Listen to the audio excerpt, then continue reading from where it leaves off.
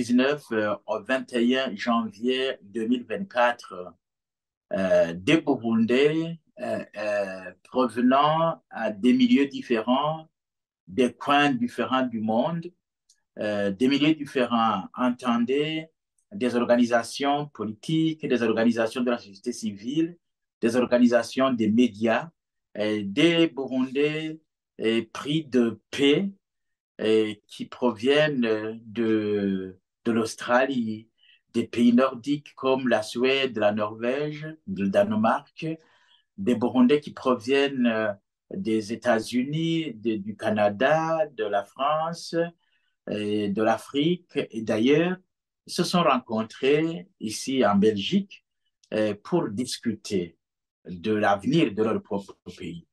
Le constat a été que le Burundi est un État en faillite, et compte tenu justement des déclarations même du président burundais qui dit qu'à un moment donné, on peut même ne pas trouver de l'argent pour acheter un médicament, on peut même à un moment donné ne pas trouver de salaire, qu'on peut même à un moment donné ne pas trouver de l'argent pour acheter ceci ou cela. Maintenant, il n'y a plus de sucre. C'est un fait, tout simplement parce que le capital destiné pour l'exploitation du sucre a été consommé par les vampires du pouvoir. Ça, c'est un fait.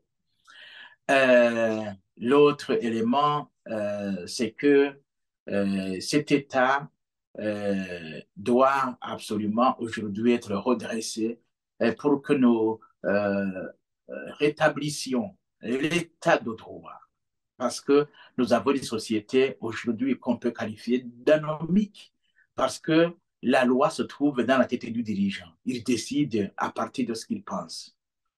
L'autorité se trouve partout et une autorité locale peut décider sa propre loi et ne serait pas poursuivie.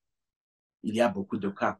Le cas que je peux vous citer, c'est un responsable de Rutana qui a refusé que quelqu'un du CNL enterre son enfant qui venait d'être décédé, tout simplement parce qu'il n'est pas du CNDD-FDD. Et on lui a dit, pour enterrer ton enfant, tu dois adhérer au CNDD-FDD.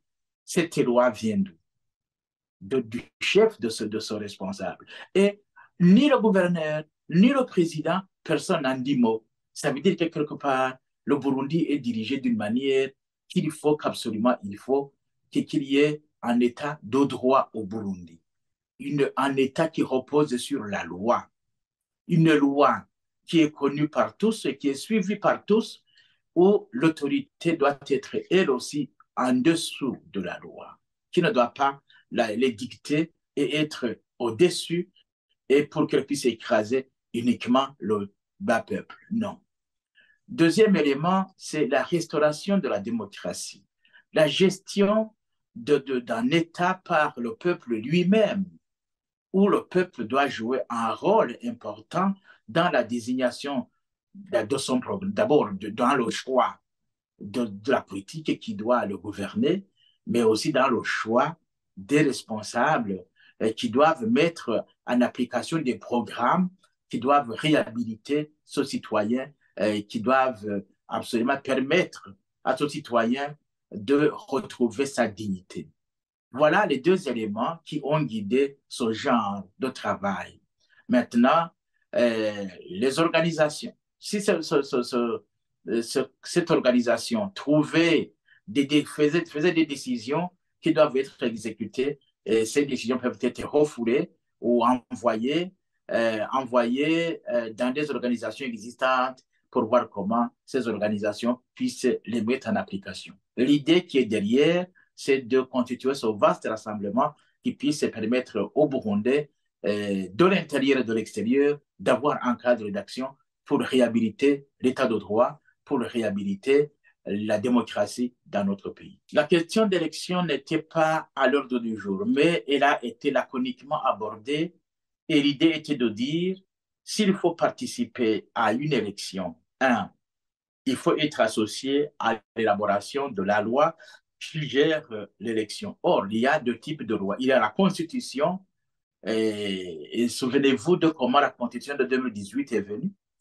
Deux, il faut que l'on soit associé à l'élaboration de la loi électoral, donc le code électoral, autrement dit, et il faut que du code électoral consensuel, on dégage des structures qui doivent organiser, accompagner ces élections.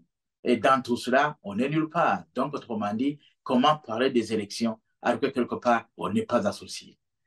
En fait, le CNDD-FDD profite de l'occasion pour chasser les Burundais. D'autres sont morts, d'autres sont en prison et ils voudraient rester seuls et continuer à imposer la loi. Mais on n'est pas d'accord.